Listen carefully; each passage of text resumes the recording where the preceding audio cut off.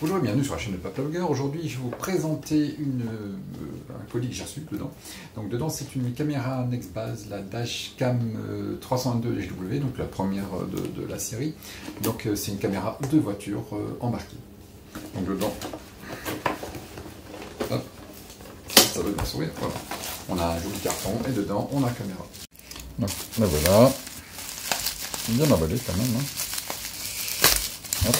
C'est un produit reçu en test par le Nextbase. Hop, ça c'est fini, on n'a plus besoin. Voici les informations. Donc on a une carte mémoire pour la voiture, donc 32 Go U3 micro SD card que j'ai reçu avec. Et ici on a la caméra embarquée. Donc elle est connectée en Bluetooth et en Wi-Fi avec un écran tactile IPS HD. La caméra 322 GW est une webcam extrêmement bien connectée, comme ils disent dans la notice. Avant d'ouvrir, il y a pas mal d'informations qui sont déjà derrière. Là. Donc, comme je disais tout à l'heure, c'est un écran HD. Il y a un mode intelligent parking automatique. Ouais, je vous disais, je l'avais vu en français, effectivement, elle est sur l'emballage. Donc on va recommencer. Donc un enregistrement en Full HD, un mode parking intelligent commence à enregistrer quand un mouvement est détecté. Garde votre voiture en sécurité une fois garée. Un écran IPS net et lumineux, haute résolution. En cas d'accident, le système d'urgence SOS, ça c'est pas mal de Nextbase, peut alerter les services d'urgence de votre emplacement. L'alerte envoie des données médicales cruciales, telles que le groupe sanguin, etc. À mon avis, il faut sûrement s'abonner à quelque chose, j'ai pas encore regardé. Fixation Click and Go Pro, donc ça c'est pour fixer. Et après il y a des autres fonctions en fonction des ordinateurs. Accepte les cartes jusqu'à 128 Go.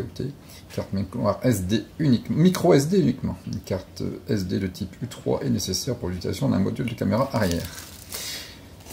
Donc voilà, donc ça c'est la boîte. L'emballage est vraiment assez sympa. Là, il y a pas mal de scénettes. Voici, il n'est pas grand, c'est pas inutile. On va regarder ce qu'il y a dedans maintenant. Voilà. Dedans, il y a quoi? Oh. C'est pas mal. Donc on a une notice. On a quoi? Des informations. Donc ensuite on a quoi? On a un autocollant, etc. On a quoi? Ah bah voilà. Oh. C'est bien joli. C'est tout petit. Alors j'avais une ancienne caméra de voiture qu'on m'avait un collègue m'avait donnée. Elle avait au moins 5 ans. D'ailleurs je vais aller chercher pour la comparer. Et ce modèle-là m'a l'air un peu plus quand même, un peu plus mieux, on va dire vulgairement. Il a l'air vraiment pas mal. Ça a des systèmes pour attacher sûrement. Je n'en sais pas plus. Hop. En tout cas c'est pas mal. Regardez ici, là, la caméra est dedans, donc bien protégée. Hop. Je vais mettre ça là. Donc déjà, on va ouvrir ici. Ah là, déjà aussi protégé là. Ah, voilà. Donc là, c'est l'écran tactile. D'accord. Ok, on verra ça plus tard. Je vais pas faire de bêtises maintenant. Ça, c'est quoi? Ça. Un système de fixation, sûrement. Qui doit aller quelque part. Ah tiens, on peut recharger ici. Donc c'est une recharge par USB. On va regarder ça tout de suite, parce que je découvre comme il faut. Ah bah c'est un drôle de système de USB par contre ça. Ça aurait mieux, j'aurais préféré un USB-C ou un USB classique. Là, c'est les gros formats USB comme on a eu dans le temps, par exemple pour les vieilles consoles, etc. Ensuite, là c'est la carte mémoire, elle doit sûrement se mettre là. Il y a d'autres options. Donc là, je ne sais pas non plus à quoi c'est. Qu'est-ce que c'est? Ça, sûrement pour faire quelque chose. Et là, ça doit être le câble d'alimentation pour... Ah, bah ça, c'est une bonne idée. Une bonne idée, ce qui est logique aussi, c'est pour une voiture. Donc, on a ici, pour l'allume-cigare, on peut le brancher directement pour le recharger. Ça, c'est une bonne idée. Donc, soit sur l'allume-cigare, soit sur, à mon avis, avec un chargeur... Ah bah tiens, c'est ce que je disais.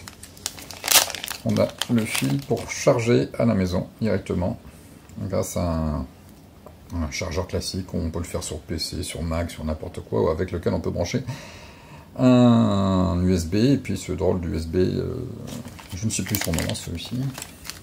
Et enfin, on a quoi? Hop. On a une ventouse.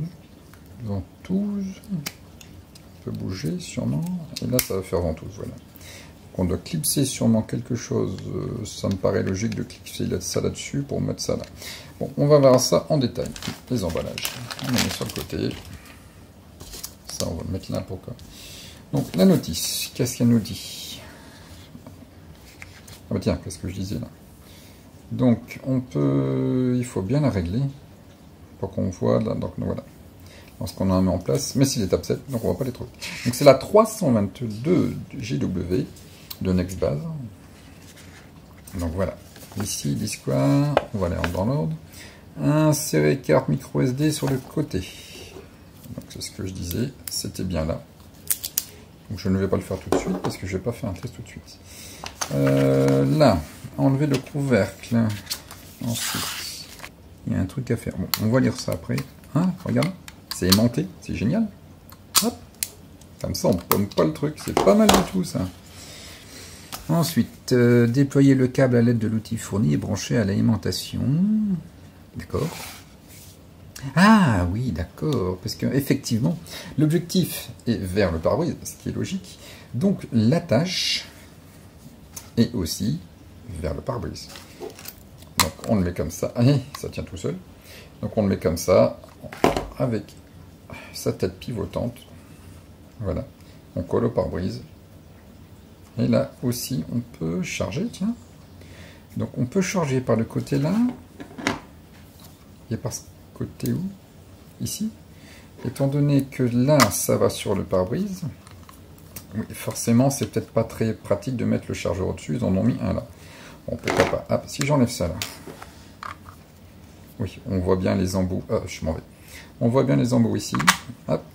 Ah, mais et ça tient, hein. Ça, c'est du solide. Donc là, si j'ai mon pare-brise ici, hop, la caméra, elle regarde par là, et c'est pas mal.